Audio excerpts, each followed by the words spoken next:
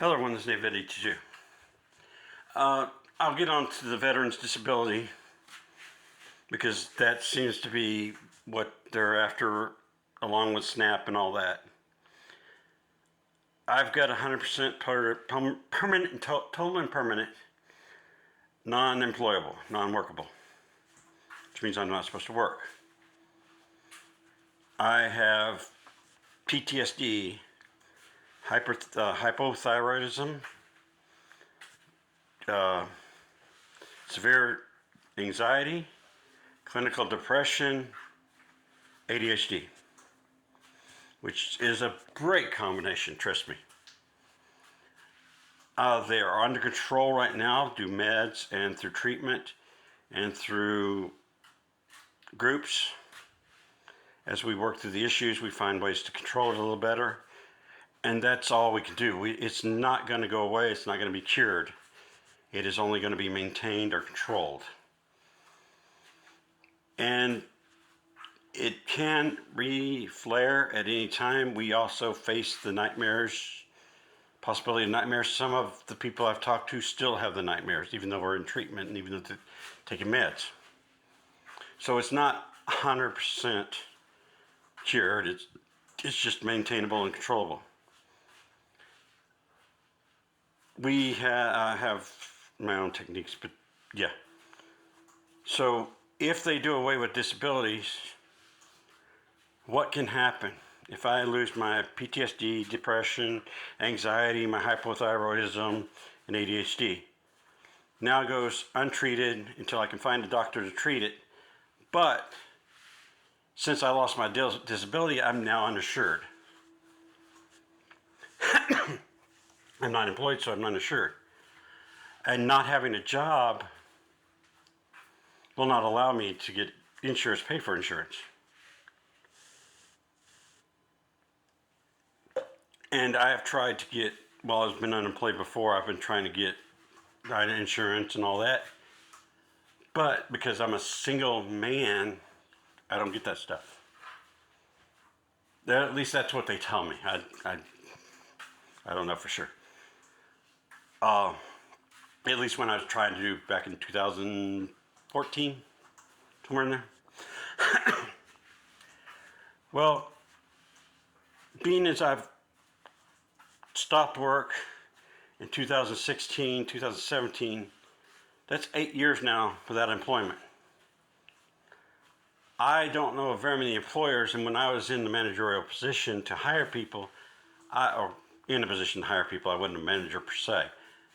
I would not hire somebody with that big of a gap unless they had a valid reason. So there's that. Now, if they do away with disability, how am I going to get a job? Don't know.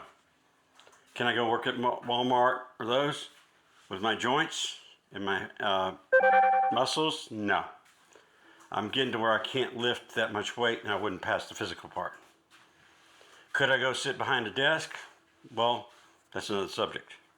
But what can happen in those situations is if I lose my disability, which means I'm no longer treated, which means I now resort back to prior PTSD, anxiety, depression, ADHD with it's non-treated.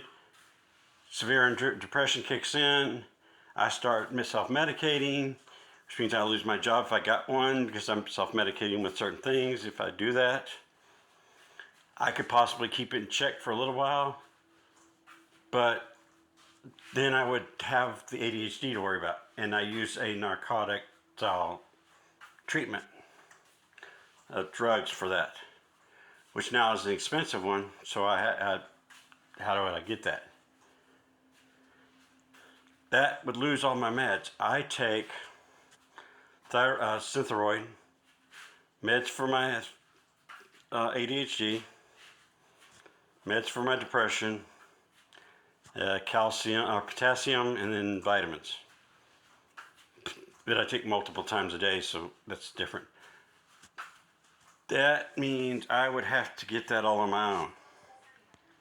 Synthroid, if I get the name brand, would cost me $35 for a 90-day supply, if I remember right. It's $5 for a 30.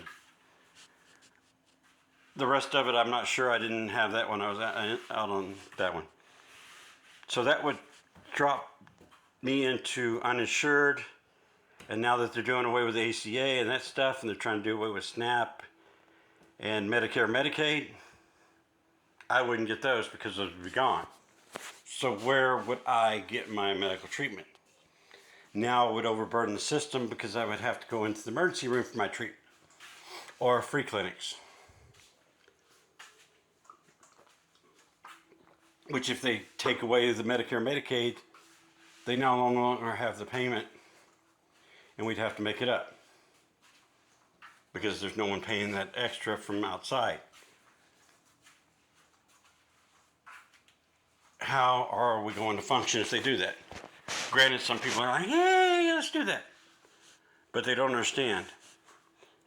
You turn all these veterans out and take away their disability treatments and therapies and put them in the world and they get set off. Who's going to be there to stop it? And how are they going to stop it? I've seen some examples around the nation of PTSD episodes and how the law enforcement handles it, and I don't think that's the right way to handle it because they don't understand what the veteran's going for. Some areas have initiated mental health people that go out. If they know they're going out to a scene that has a veteran with these issues, and hopefully they've been told, they will go out, and we can also register to let them know where we live.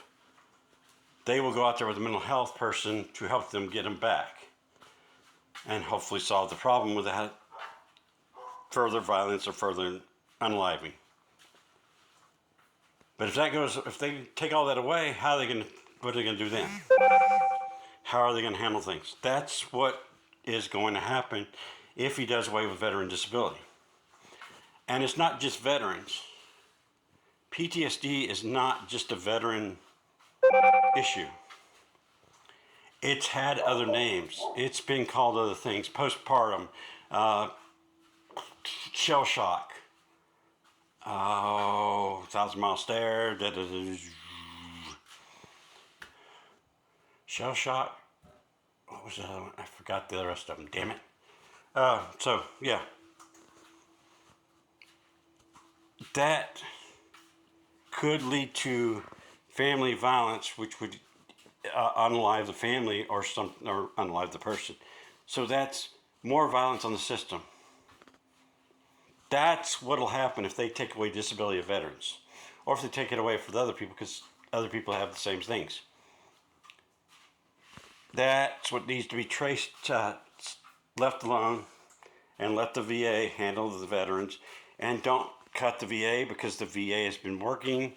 They've been finding the correct way to help it. They've actually been working with veterans, and veterans helping veterans, so it actually is better in the long run.